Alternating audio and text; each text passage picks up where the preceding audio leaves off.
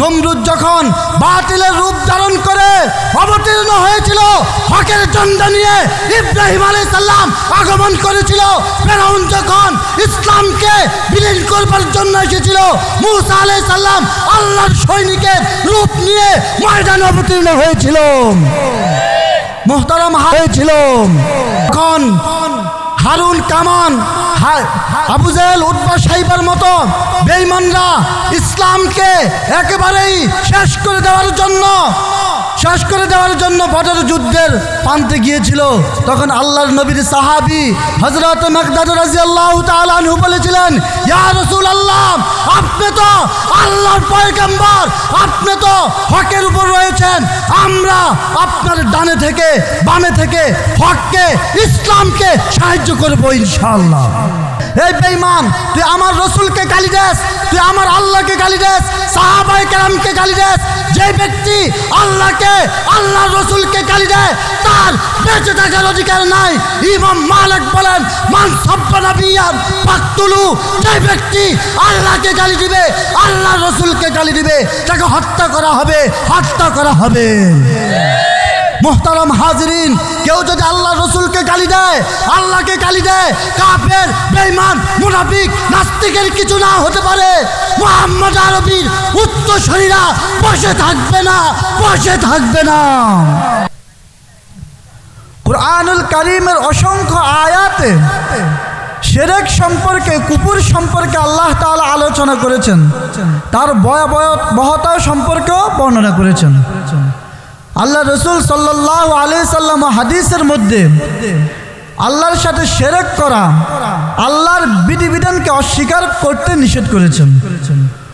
বুখারী শরীফের 48 নম্বর হাদিসে আল্লাহ রসুল হযরত আবু হুরায়রা রাদিয়াল্লাহু তাআলা আনহু থেকে বর্ণিত, আল্লাহ রসুল সাল্লাল্লাহু আলাইহি সাল্লাম বলেন, আল ইসলামু আন তা'বুদাল্লাহ ওয়া লা তুশরিকু বিহি শাইআ। ইসলাম কাকে বলে? ইসলাম হলো একমাত্র আল্লাহ, যেই আল্লাহ আমাকে আপনাকে সৃষ্টি করেছেন, যেই আল্লাহ আমাকে আপনাকে পানি পান করান, যেই আল্লাহ আমার আপনার জীবন বাঁচিয়ে রাখেন, ওই এক আল্লাহই কেবলমাত্র ইবাদত করা।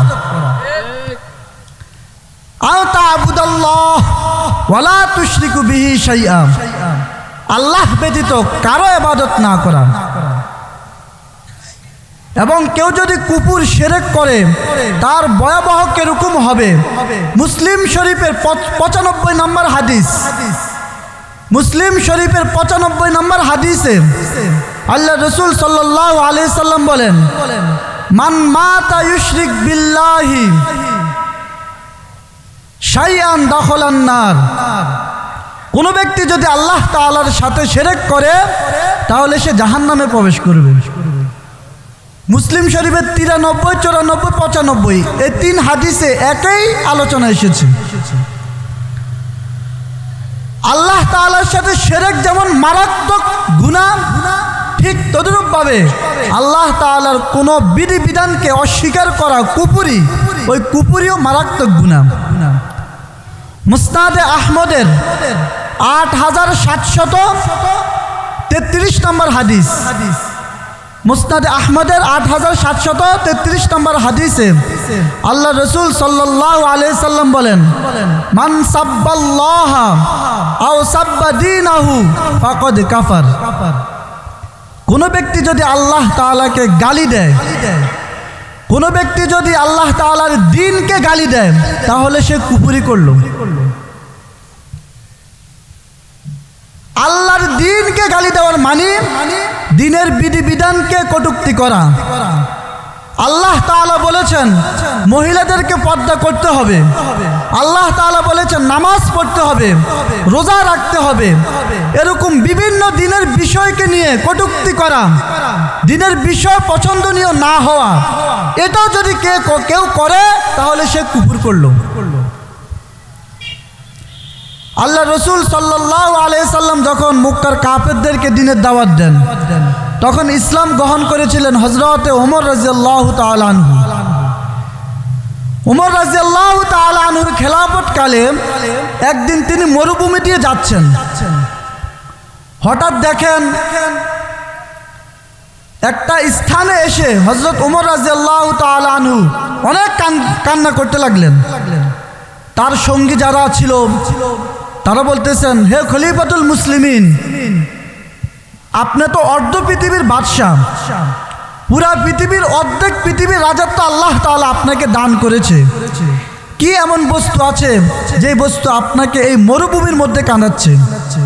হযরত ওমর রাদিয়াল্লাহু তাআলা আনহু বলেন, আমাকে একটা বিষয় অনেক কাঁদাচ্ছে, সেটা হলো আমি যখন ইসলাম গ্রহণ করিনি তখন এই স্থানে আমার খালার অনেকগুলা উট ছিল।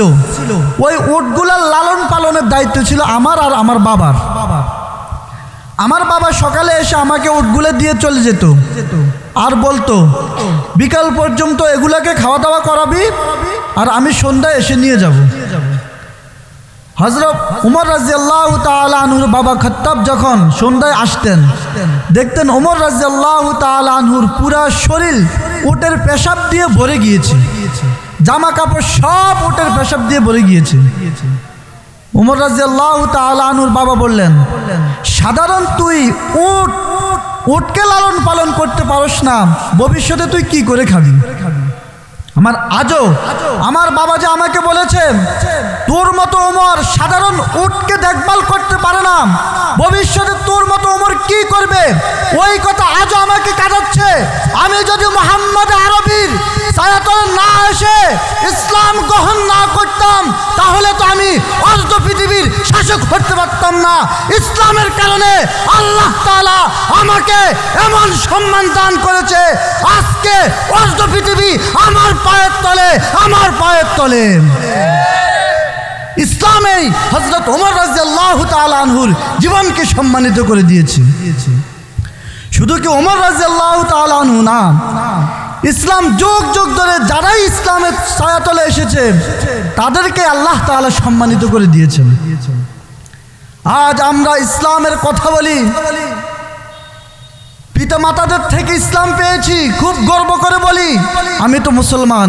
কিন্তু মুসলমান পরিচয় দিতে হলে যে বিষয়গুলো প্রয়োজন, যে আল্লাহর উপরে ঈমান আনা মানে মুসলমান, যে নবীর উপরে ঈমান আনা মানে মুসলমান, যে নবীর সাথে বেয়াদবি না করা মানে মুসলমান। আজ আমরা সমাজের কুলাঙ্গাররা আল্লাহর রাসূলের সাথে বেয়াদবি করে যখন তাওহীদি জনতা বেয়াদবদের বিরুদ্ধে অ্যাকশন নেয়, এই দেশের তথাকথিত মুসলমানরা তাদের পক্ষ নেয়, তারা মুসলমান নামে মুনাফিক। এই জন্য সাচ্চা মুসলমান আমাদেরকে হতে হবে। আমরা যদি সাচ্চা মুসলমান হতে পারি তাহলে কেবলমাত্র আল্লাহ রসুল সাল্লাল্লাহু আলাইহি সাল্লাম যে বলেছেন ফাজা ফাউজান আজিমা, যে ব্যক্তি মুসলমান হবে, ঈমানের উপরে মৃত্যুবরণ করবে, সে জান্নাতে যাবে, সে সফলতা অর্জন করবে, তখনই কেবলমাত্র সম্ভব। সাহাবায়ে কেরাম রাদিয়াল্লাহু তাআলা আনহুমা যখন তারা ইসলাম গ্রহণ করার পর সাধারণ মানুষগুলা আল্লাহ রসুলের প্রতি এত মহাব্বত ভালোবাসা সৃষ্টি হয়েছে। হযরত খুবাইব রাদিয়াল্লাহু তাআলা আনহু, অনেকে নাম শুনেছেন, খুবাইব রাদিয়াল্লাহু তাআলা আনহু এক যুদ্ধ থেকে আসতেছেন, পথের মধ্যে যে কোনো মাধ্যমে কাফেররা তাকে পাকড়াও করে মক্কায় নিয়ে যায়। নেওয়ার পর বন্দি করে কাফেরদের উদ্দেশ্য হলো বদরের যুদ্ধে খুবাইব রাদিয়াল্লাহু তাআলা আনহু কয়েকজন কাফেরকে হত্যা করেছিল। কাফেরদের উদ্দেশ্য, সে যেহেতু আমাদের আত্মীয় স্বজনকে হত্যা করেছে তাকেও আমরা নির্মমভাবে হত্যা করব। অনেক লম্বা কাহিনী। খুবাইব রাদিয়াল্লাহু তাআলা আনহুকে নিয়ে গেলেন, শলিতে চড়ানো হলো। খুবাইব রাদিয়াল্লাহু তাআলা আনহু শরীরের মধ্যে পেরাক, আমাদের শরীরে যদি পেরাক কেউ গাতে কেমন লাগবে, অনেক কষ্ট লাগার কথা। তো খুবাইব রাদিয়াল্লাহু তাআলা আনহুকে এভাবে কাফেররা পেরাক সুই দিয়ে তার শরীরের মধ্যে ছিদ্র করতেছে, আর রক্ত টকটক করে রক্ত পড়তেছে। হযরত খুবাইব রাদিয়াল্লাহু তাআলা আনহুকে এক কাফের বলল, খুবাইব, তোমার এই কষ্ট দেখে আমারও সহ্য হয় না, আমরা তোমাকে একটা শর্তে মাফ করে দিব, তোমার জীবন ভিক্ষা দিব। যদি তুমি আমাদের একটা কথা মানো।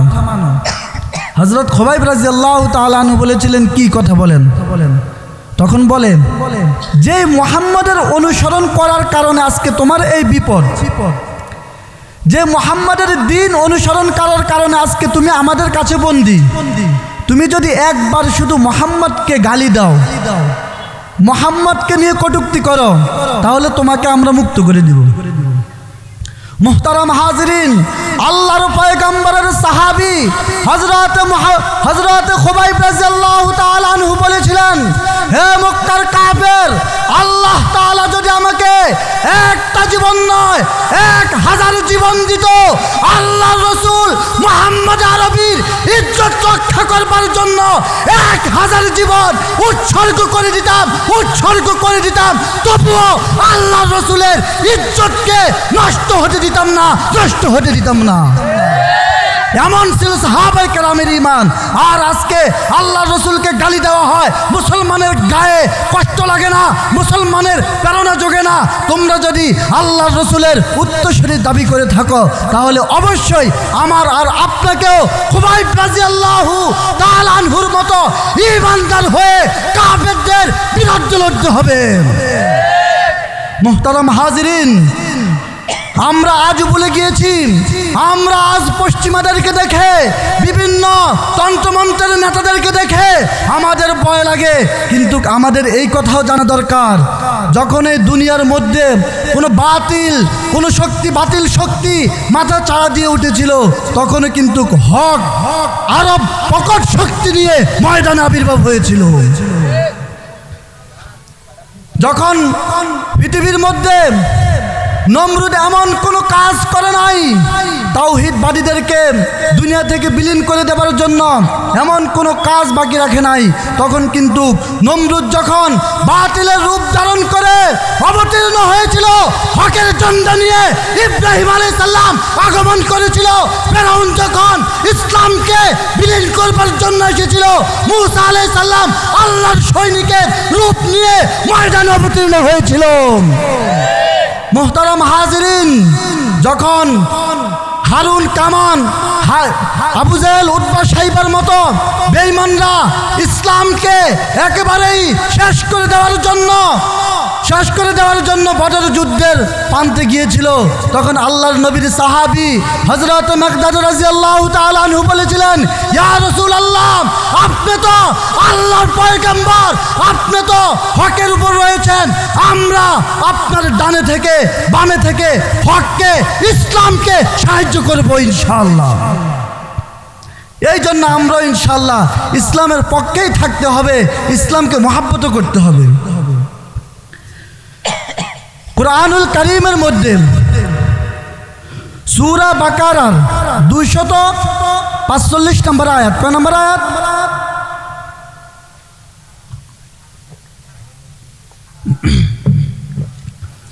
সূরা বাকারার 245 নম্বর আয়াত যখন নাজিল হয়, ওই আয়াতের মধ্যে আল্লাহ তাআলা বলেন, মান যাল্লাযী ইউকরিদুল্লাহ করদান হাসানান ফায়ুদাইফাহু লাহু আযআফান কাসীরা।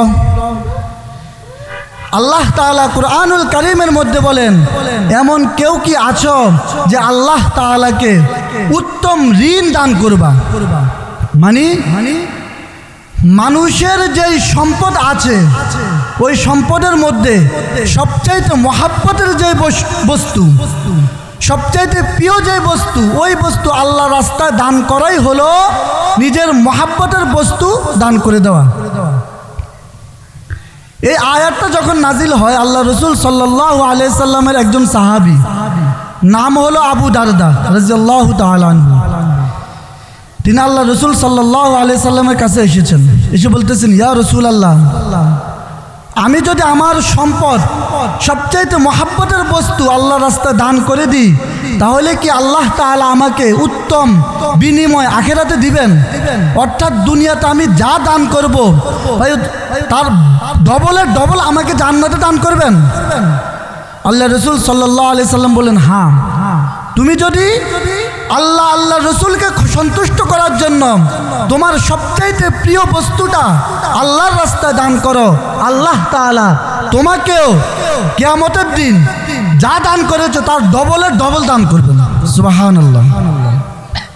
তখন মসজিদ নকান ছিল, অনেক প্রশস্ত বাগান, বলা হয় 600-এরও বেশি খেজুর গাছ ছিল ওই বাগানে, এবং সেখানে একটা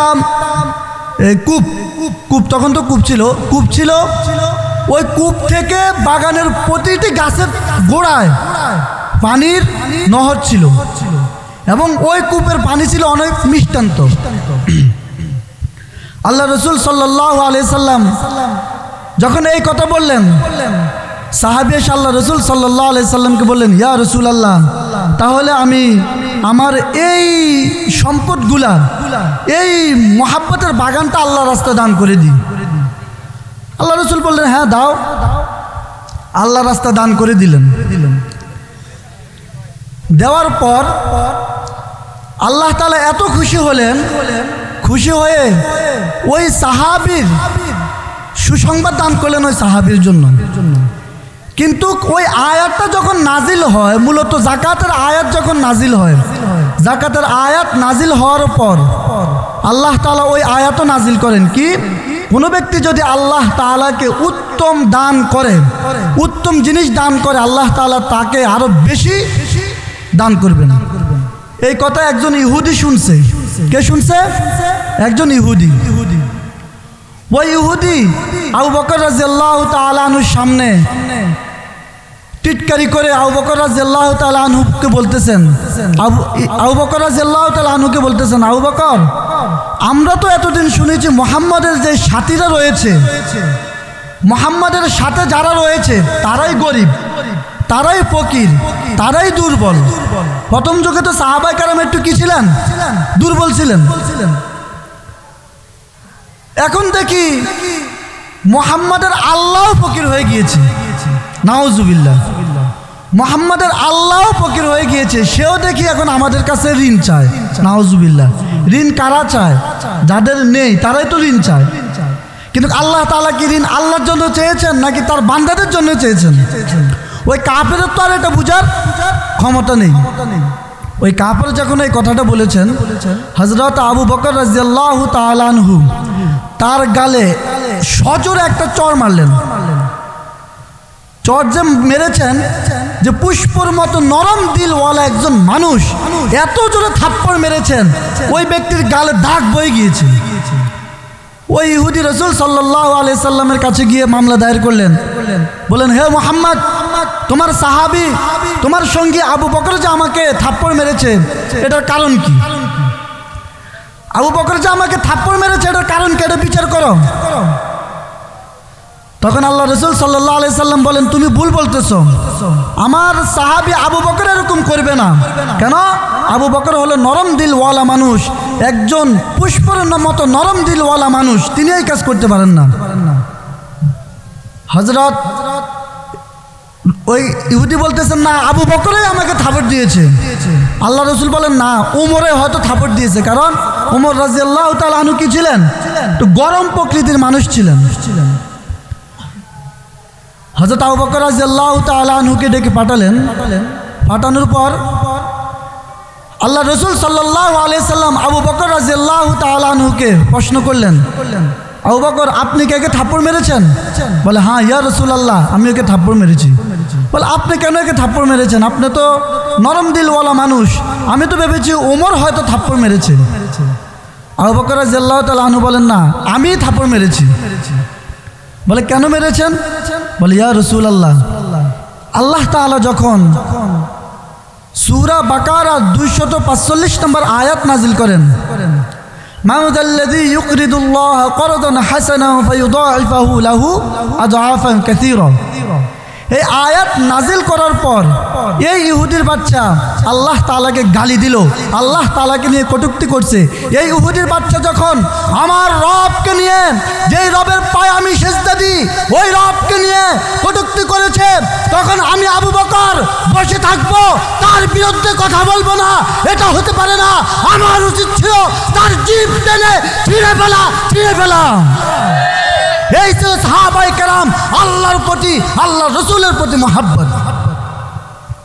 আজ আমরা দাবি করি আমরা তো ওমরের উত্তরসূরি, আবু বকরের উত্তরসূরি, উসমানের উত্তরসূরি, আলীর উত্তরসূরি।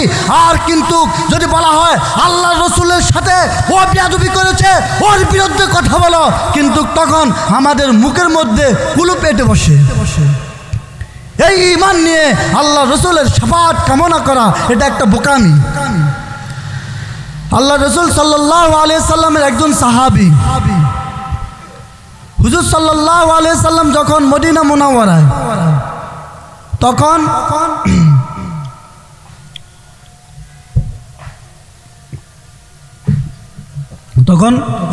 দুইজন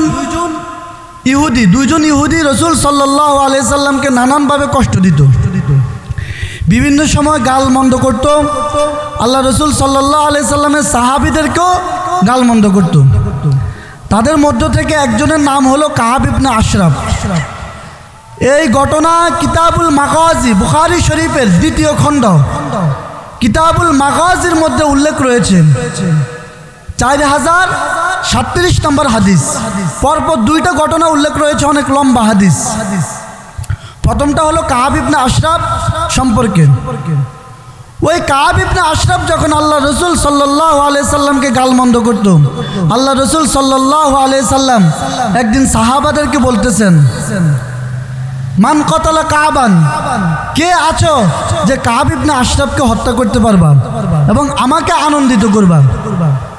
তখন আল্লাহ রসুল সাল্লাল্লাহু আলাইহি সাল্লামের একজন সাহাবী মুহাম্মদ ইবনে সালামা, তিনি দাঁড়িয়ে বললেন, ইয়া রাসূলুল্লাহ, এই ইহুদি যেহেতু আপনাকে গালমন্দ করে, এই ইহুদি যেহেতু আপনার চরিত্র নিয়ে কথা বলে, আমি ইনশাআল্লাহ এই ইহুদিকে হত্যা করব। আমাকে আপনি এমন কিছু কথা বলার সুযোগ দেন যেটা বলা ঠিক নয়, তবে কৌশল হেকমতান ওই কথাগুলো আমি বলবো তার কাছে গিয়ে। আল্লাহ রসুল বললেন, আচ্ছা ঠিক আছে বলো। তখন মুহাম্মদ ইবনে সালামা কাব ইবনে আশরাফের কাছে গেলেন, গিয়ে বলতেছেন, ভাই কাব, তুমি তো মদিনার মধ্যে অনেক ধনী, আসলে মোহাম্মদ সম্পর্কে তো জানো, তার সাথীরাও গরিব, সেও গরিব, আমরাও গরিব। দুদিন যেতে না যেতেই যুদ্ধের নামে বিভিন্ন কথা বলে সে আমাদের থেকে চাঁদা নেয়, বিভিন্ন অর্থ সংগ্রহ করে। এখন আমরা ফকির হয়ে গিয়েছি, আমাদের ঘরে খাবার গ্রহণ করার মতো খাবারটুকু নেই। তখন কাব ইবনে আশরাফ খুশি হয়ে গেলেন, ইহুদি কাব ইবনে আশরাফ খুশি হয়ে গেলেন, যাই হোক আমার দলের লোক পাওয়া গেল। তখন কাব ইবনে আশরাফ বলতেছে, আগেই তোমাদেরকে বলেছি মুহাম্মদের কাছে যেও না, কারণ মুহাম্মদ হলো একজন লুবি, নাউজুবিল্লাহ। মুহাম্মদ হলো মানুষ থেকে চাঁদা নেয়, নাউজুবিল্লাহ। ভবিষ্যতে আমাদের সন্তানদেরকে মানুষ খোঁটা দিবে যে তোমার বাবা কিছু খাবারের জন্য তোমাদেরকে বন্ধক রেখেছে, এটা তুমি আমাদের দোস্ত হয়ে কেমন যেন হয়ে যায় না? বলে হ্যাঁ, এটাও তো কথা ঠিক। বলে এক কাজ করো, আমাদের যে অস্ত্র আছে, যুদ্ধের যে অস্ত্র আছে, ওগুলো তোমার কাছে আমরা আমানত রাখি, তোমার কাছে বন্ধক রাখি। বলে হ্যাঁ ঠিক আছে, অস্ত্রগুলো নিয়ে আগামীকালকে এসো। তখন হযরত মুহাম্মদ ইবনে সালামা রাদিয়াল্লাহু তাআলা আনহু আসলেন। পরের দিন এসে ওই কাব ইবনে আশরাফকে ডাকলেন, বলেন, দোস্ত, এই যে আমাদের অস্ত্র শস্ত্র নিয়ে এসেছি, এগুলো তোমার কাছে বন্ধক রাখো, এর বিনিময়ে আমাদেরকে কিছু খাবার দাও। হ্যাঁ ঠিক আছে। কিন্তু সাহাবায়ে কেরাম কি মূলত খাবার নেওয়ার জন্য আসে নাই, কাব ইবনে আশরাফকে হত্যা করার জন্য আসছে। কেন? কাব ইবনে আশরাফ আল্লাহ রসুলকে গালি দিতেন, আল্লাহকে গালি দিতেন, সাহাবায়ে কেরামকে নিয়ে কটূক্তি করতেন। তো আল্লাহ রসুল, তো কাব ইবনে আশরাফ যখন তাদের সামনে আসলেন, মুহাম্মদ ইবনে সালামা, অনেক লম্বা কাহিনী, তার তরবারি উন্মুক্ত করে তার গর্দান ফেলে দিলেন এবং বললেন, এই বেঈমান, তুই আমার রসুলকে গালি দেস, তুই আমার আল্লাহকে গালি দেস, সাহাবায়ে কেরামকে গালি দেস। যে ব্যক্তি আল্লাহকে, আল্লাহ রসুলকে গালি দেয় তার বেঁচে থাকার অধিকার নাই। ইমাম মালিক বলেন, মান সাব্বা নাবিয়ান ফাকতুলু, যে ব্যক্তি আল্লাহকে গালি দিবে, আল্লাহ রসুলকে গালি দিবে, তাকে হত্যা করা হবে, হত্যা করা হবে। মোহতারাম হাজিরিন, কেউ যদি আল্লাহ রসুলকে গালি দেয়, আল্লাহকে গালি দেয়, কাফের, বেঈমান, মুনাফিক, নাস্তিকের কিছু না হতে পারে। মুহাম্মদ আরবীর উত্তরসূরিরা বসে থাকবে না, বসে থাকবে না। আল্লাহ তাআলা আমাদেরকে মুহাম্মদ আরবীর উত্তরসূরি হয়ে মুহাম্মাদের ইজ্জত রক্ষা করবার জন্য, দ্বীনকে হেফাজত করবার জন্য আবারও তাওহীদের নাম নিয়ে, তাওহীদের ব্যানারে একত্রিত হয়ে ময়দানে শক্তি নিয়ে নামার তৌফিক দান করুক। আল্লাহ তাআলা তৌফিক দান করুক। নাসরুম মিনাল্লাহি ওয়া ফাতহুন করিব ওয়া বাশশিরিল মুমিনিন। আসসালামু আলাইকুম ওয়া রাহমাতুল্লাহি ওয়া বারাকাতুহু।